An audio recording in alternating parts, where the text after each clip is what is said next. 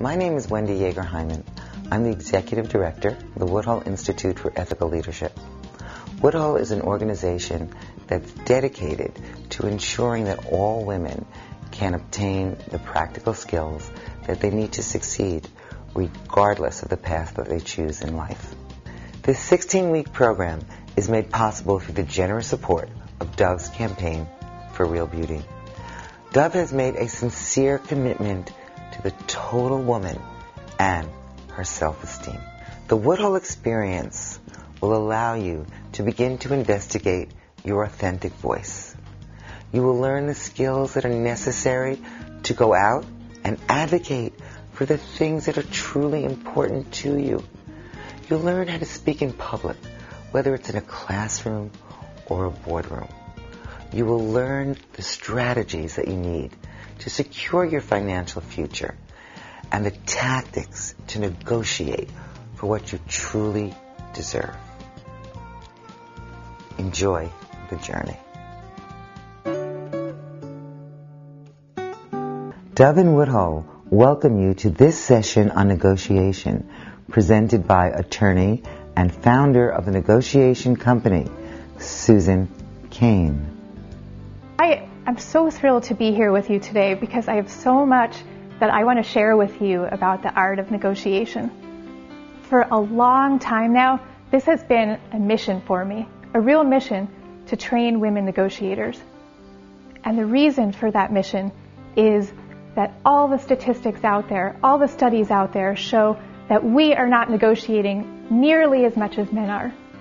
We're not negotiating as much as we should be, both in our private lives and especially in our careers and for our salaries and for our salary increases. We've got to get out there and do it. I want to share with you some statistics so that you're going to understand, as I do, and feel as agitated as I do, about how dire this situation is. A recent study came out of Carnegie Mellon Business School. The Career Services Office at the business school decided to measure how often their graduates were negotiating their starting salaries with their very first employers out of school. 57% of the guys graduating from this school were negotiating, which is a pretty reasonable number, right? So I want to ask you, how many of these guys' female classmates do you think were negotiating their starting salary, as opposed to just taking the first offer that was given them? Only 7% of that group of women negotiates their starting salary. So let's take a minute to think about that. That means 93% of a highly educated group of women are just accepting the first salary offer that's made to them, even though human resources officers generally, I mean, this is not always the case, but it's very often the case, that they expect you to negotiate. They might find it a little strange if you don't, and yet people are not doing this. Okay, why do I care about this so much? Let's talk about what this translates to in terms of dollars in your pocket. Let's imagine two 22-year-olds who are both going out for their first entry-level job. Starting offer is $25,000. The guy manages to negotiate the salary up to $30,000. The woman doesn't negotiate at all. So we have a $5,000 difference in their starting salary, 25 here, 30 there. Let's just assume that each of them is getting a raise of 3% per year and that they're investing their earnings in a really conservative savings account, also earning 3% a year. And now, thinking about all that, how much more money does that fellow have in his savings account by the time he retires at age 65? $600,000 in that guy's pocket as a result of one negotiation. Just think of what you could do with that money. I mean, think about that for a minute. And one thing that I find that's helpful for women actually is to think about what you can do for other people with that money. What I want to do now is read something to you. Whenever I go to teach a group seminar or do one-on-one coaching, what I always do before I meet with a person face-to-face is I send them a questionnaire. And I ask them to tell me super confidentially what kinds of negotiations they do in their day-to-day life, how do they feel about negotiating. And I want to read to you from one of these questionnaires that someone sent back to me. I'm going to read something very typical to you, and I'm curious to get your reactions about it and see how many of you relate to this. Okay, this person said, I feel that as a negotiator, I'm supposed to exhibit a personality trait I don't really have. A kind of superhero boldness. The most challenging thing for me in negotiating is overcoming my psychological need to avoid rocking the boat and my fear of making other people unhappy. I see a lot of you nodding as I'm saying this. When negotiating for myself in particular, I feel I compromise too quickly and tend to strike agreements that net me less than I should be getting because I'm afraid of asking for too much or having other people tell me no. In my experience, in my practice, there are two general groups of people who tend to relate to this. The first group is women. Now, this happened to have been written by a guy, because a lot of people feel this way. But in general, as a group, women respond to this. And the reason for this, in my experience, is that women operate under a condition that I call empathy run amok.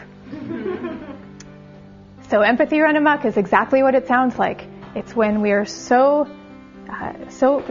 deep into the other person's head and heart and soul that we lose sight of what's going on in our own. And obviously when you do that, it makes it really hard for you to figure out even what you want, let alone to stand up for yourself and advocate for it and persuade somebody else and problem solve with someone else. Second group of people who tends to relate to this, in my experience, are introverted people, inner-directed people. And here I'm talking about people with a more reflective personality style. So classic definition of introversion and extroversion is that introverts tend to get more energy from the world inside their own heads, the world of ideas, of thoughts, of emotions, of feelings. Whereas extroverts get more energy from the world outside, the world of people, of activities, of hoopla. Now, this is not to say that extroverts are never thinking inside their head and introverts are never out there socializing. That's not it at all, because everybody is operating on a spectrum. But we're talking here just about behavioral preferences. Let's come back now to introversion and negotiation for a minute. Because I'm guessing, I'm not going to ask you now, but I'm guessing that 50% of you are introverts and 50% of you are extroverts. And I'm saying that because those are the statistics in the United States. I can tell you my own story, which I know from interviewing countless people is very common, which is that when I started out as a corporate lawyer, which is a job that pretty much involves negotiating for a living, like every day I was negotiating, I was convinced when I first started that I had the wrong personality style for that job. I don't know, I had an idea that you had to be a kind of bull in a china shop kind of person, more of a talker than a listener to be a good negotiator. And it took me a couple of years really to realize that was incredibly wrong, and that good negotiation is really just a matter of inhabiting who you are, using who you are, and just learning a bunch of tools and techniques that you can bring to bear into your own personality style. So in my own life, I had 7 great years as a corporate lawyer, then went on to found my own business, which I've had for the last 5 years, have negotiated all kinds of excellent deals for myself, built relationships with people on the other side. And I'm telling you all this not because I want to boast to you about these accomplishments, but because I want to emphasize to you how important it is to just inhabit who you are. And then on top of that, to just learn the tools that you need. So that's what we're going to do here today. We're going to give you some of those tools. We're going to give you a taste of some of what we teach at Woodhull. In the next segment, we're going to go on to do a practice negotiation, where we're actually going to see a negotiation in action, and we're going to talk about what happens in that negotiation. And we're going to draw out some lessons that you can all put into practice immediately in your daily lives. So thank you all, and we'll see you at the negotiation.